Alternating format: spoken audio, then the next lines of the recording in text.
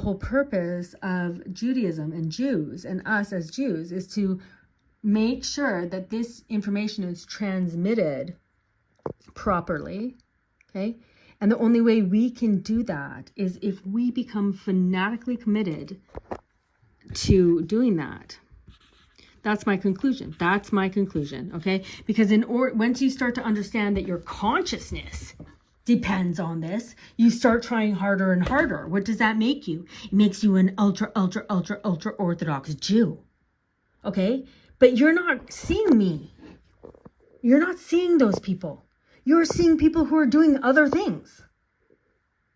Okay, so when we look at like Chabad and we look at all these people that are going out into the many and doing great, nice things and doing all the things that they're doing, but perfecting themselves, becoming more and more modest, becoming more and more private, becoming more and more shalem, perfected people, which is not what we see in reality. And that's just the truth. But you know what? You're not allowed to say that to anyone anymore because it hurts everybody's feelings.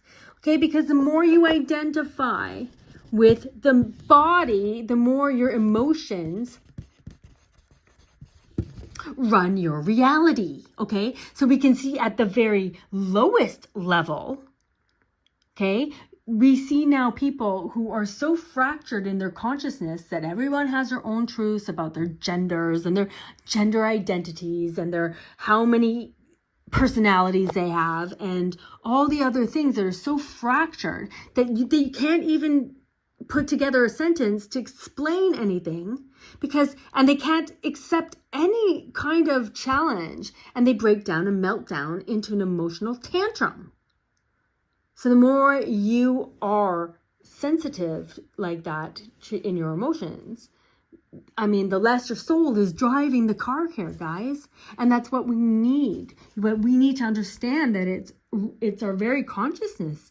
And if we lose our level of consciousness, okay, more and more, okay, eventually we're going to find ourselves in the New World Order, 15-minute cities, okay? Pandemics, forced vaccinations, whatever they want to do, okay, that's what they're going to do, which what they've been doing all along, okay? But we've just have not noticed it because we needed something to help rouse us from our stupor, our unconscious, robotic lives that we've been living where we're just creatures of habit.